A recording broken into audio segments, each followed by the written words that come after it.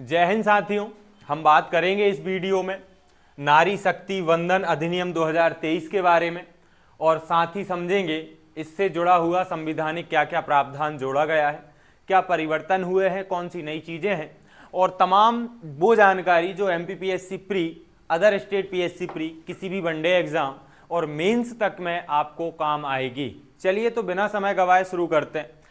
108वां संविधान संशोधन amendment act है और नारी शक्ति वंदन अधिनियम जो है 2023 का, इस पर आज हम चर्चा करने वाले हैं। ध्यान देंगे, ध्यान से समझते जाइएगा, बिल्कुल बढ़िया मस्त हेडफोन लगाकर बैठिए और आपको ये पीडीएफ जो है टेलीग्राम चैनल पर, नमो एबीसी एकेडमी के टेलीग्राम चैनल पर प्रोवाइड कर दी जाएगी, तो आप वहां पर इसे इत्मीनान से पढ़िएगा। ठीक है, तो ध्यान से समझना, एक एक फैक्चुअल चीजें थोड़ा सा ज्यादा हमें नोटिस करना है। देखिए, महिला आरक्षण विधेयक 2023 के नाम से हम इसे जान रहे हैं, लेकिन है नारी शक्ति वंदन अधिनियम।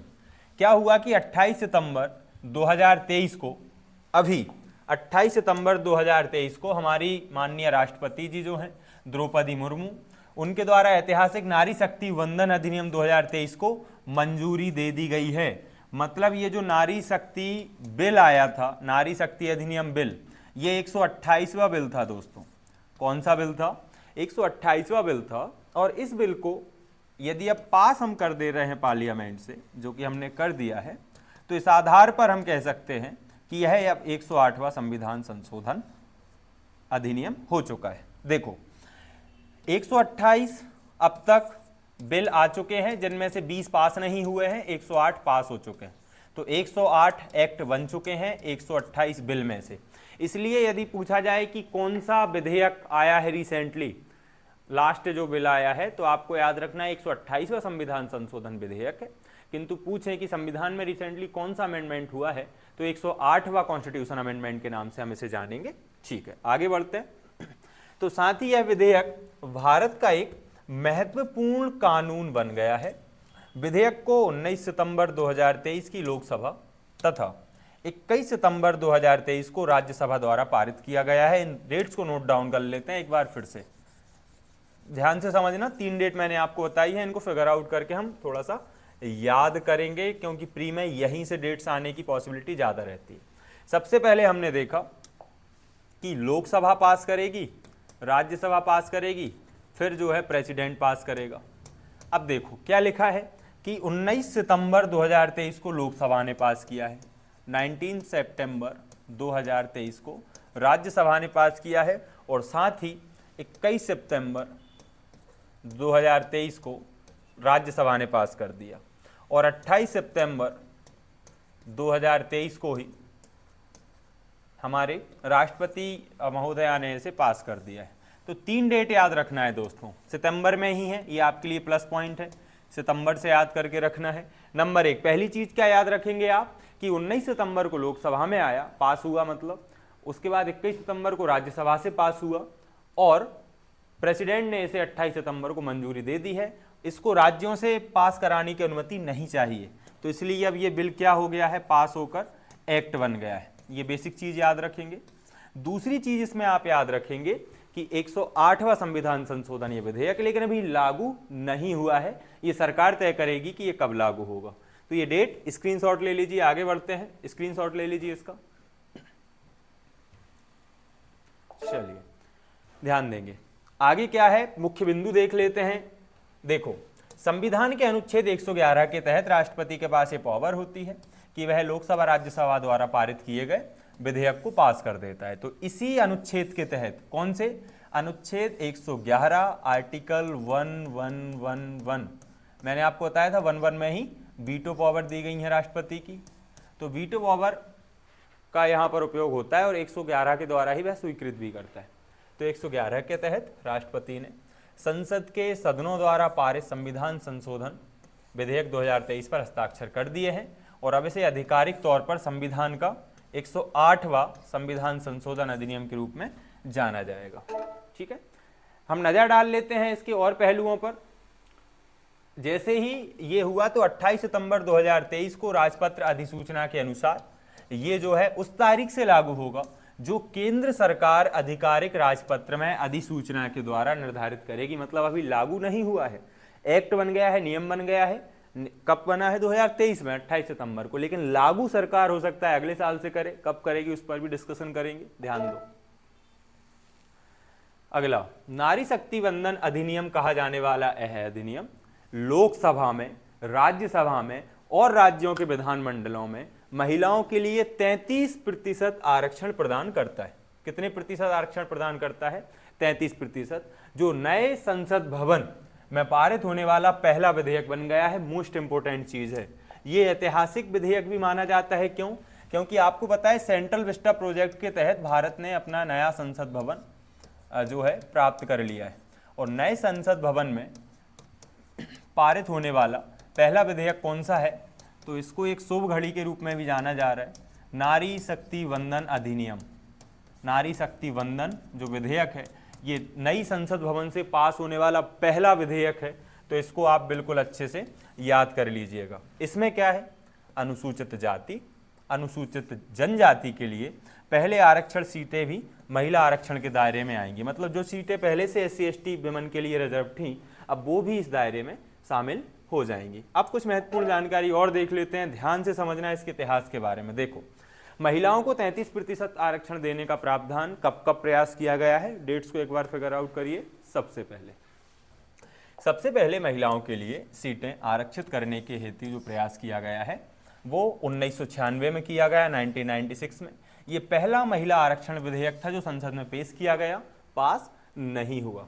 फिर 1998 से 2003 के बीच में अटल बिहारी सरकार ने 4 बार प्रयास किया था इसके लिए, लेकिन पास नहीं हो पाया। ठीक है, 2009 में कांग्रेस में मनमोहन सरकार ने विभिन्न विरोधों के बीच इस विधेयक को पेश किया, लेकिन लोकसभा भंग होने के कारण यह पास नहीं हुआ।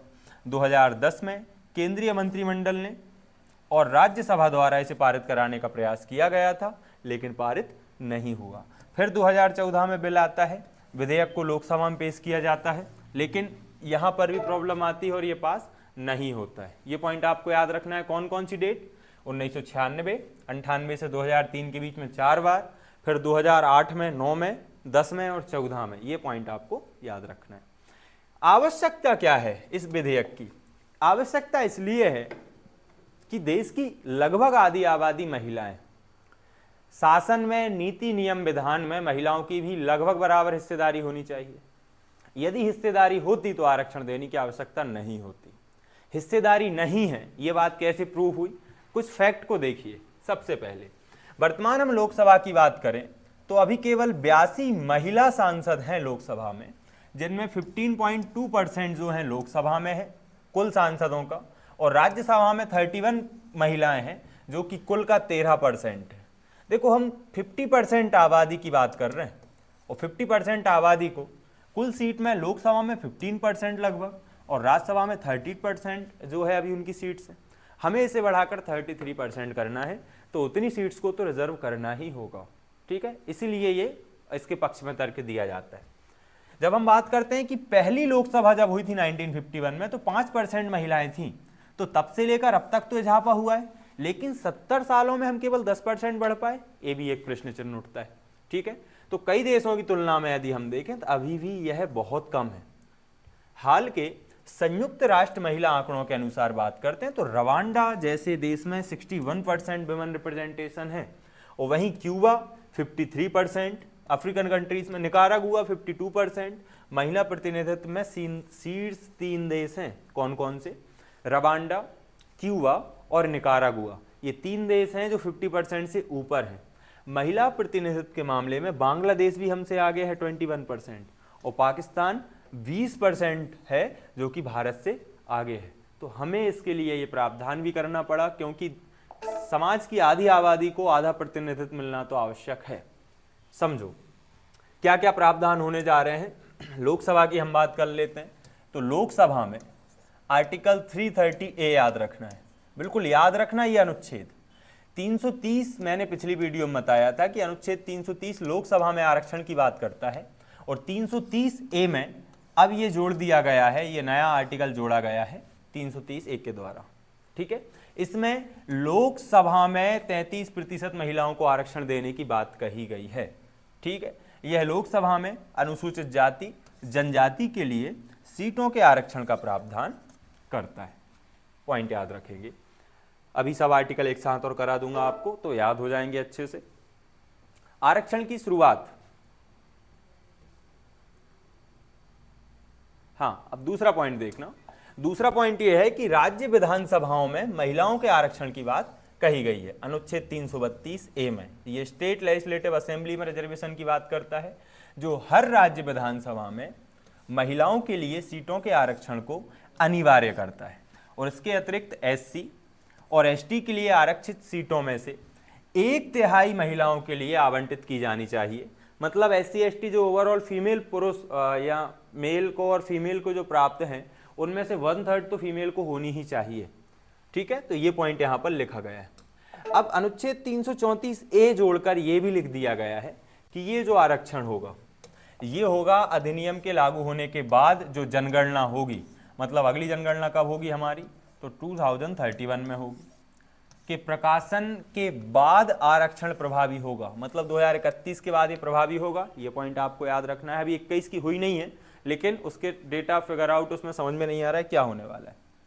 जनगणना के आधार पर महिलाओं के लिए सीटें आरक्षण करने के लिए परिसीमन किया जाएगा। परिसीमन मतलब होता है कि सीटें घटाना बढ़ाना, रिप्रेजेंटेशन को काउंट करना, उसे परिसीमन कहते हैं। आरक्षण 15 वर्ष की अवधि के लिए प्रदान किया जाएगा। ये पॉइंट याद रखना है। हालांकि उस तारीख तक जारी रहेगा जिसका निर्धारण संसद के किसी कानून द्वारा किया जाएगा। मतलब बाद में अमेंडमेंट करके इसकी डेट 15 से बढ़ाकर और भी की जा सकती है। ठीक है, अब देखो हमने अभी फिलहाल क्या सीखा, तो कुछ बेसिक चीजें हमने यहाँ से नोट डाउन की है। नंबर 1 कौन सी, आर्टिकल 330A, 330A, 332A और 334A। पहले ये 3 आर्टिकल बात करते हैं, फिर यहाँ पर हम 239A का 2 देखेंगे, है ना। अब समझना, आरक्षण की बात की गई है केवल लोअर हाउसेस में। जैसे केंद्र में केवल लोकसभा में महिलाओं को आरक्षण, राज्यों में केवल विधानसभाओं में महिलाओं को आरक्षण। ना तो विधान परिषदों में बात की गई है और ना ही बात की गई है राज्यसभा में। समझो इस बात को। अनुच्छेद 330A बात करता है कि लोकसभा में महिलाओं को जो है 1/3 आरक्षण मिलना चाहिए, रिजर्वेशन मिलना चाहिए, है ना। अनुच्छेद 332 में लिख दिया गया है कि स्टेट लेजिस्लेटिव असेंबली, राज्य विधानमंडलों में महिलाओं को 1/3 रिजर्वेशन मिलना चाहिए। और अनुच्छेद 334 ये कहता है कि आरक्षण सरकार की नीति से लागू होगा, 15 वर्षों के लिए रहेगा और अगले परिसीमन से लागू होगा। तो खासतौर से ये 3 पॉइंट आपको याद रखना है और ये नए आर्टिकल भी याद रख लेना है। 330 ये जोड़कर क्या कर दिया गया, लोकसभा में 1/3 आरक्षण। 332A के द्वारा राज्य विधानसभा में 1/3 आरक्षण दिया गया। 334A में इसकी तिथि निर्धारित कर दी गई है कि लागू होने से 15 वर्ष तक लागू रहेगा। ठीक है, आगे बात करते हैं आर्टिकल 239A2 की। इसमें क्या है, राष्ट्रीय राजधानी क्षेत्र दिल्ली में महिलाओं के लिए आरक्षण 239AA में नया खंड जोड़ा है 239AA(2). तो केंद्र शासित प्रदेश दिल्ली को अनेक प्रशासनिक और विधायी कार्यों के संबंध में भी राष्ट्रीय राजधानी के रूप में विशेष दर्जा तो प्राप्त है ही, और विधेयक द्वारा अनुच्छेद 239AA(2)(v) में संशोधन किया गया और इसमें यह जोड़ा गया कि संसद द्वारा बनाए गए कानून दिल्ली के राष्ट्रीय राजधानी क्षेत्र पर भी लागू होंगे। मतलब इसके तहत अब यहाँ पर भी महिला कानून लागू होगा। तो कौन सा आर्टिकल याद रखेंगे दिल्ली के लिए, 239AA(2)(v), है ना। ये ना भी याद रहे तो वो जो अभी 3 आर्टिकल बताए हैं उनको हमें ढंग से याद कर लेना है।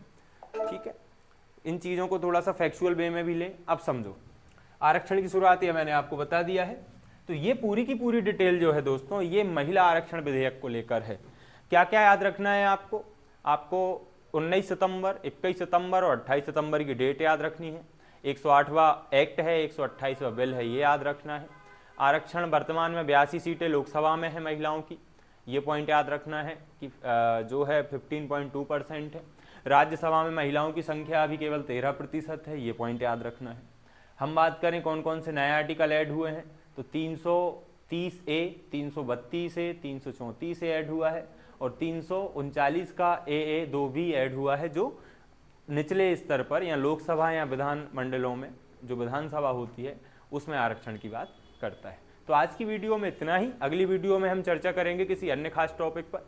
सभी को दिवाली की बहुत बहुत शुभकामनाएं। धन्यवाद। राम राम।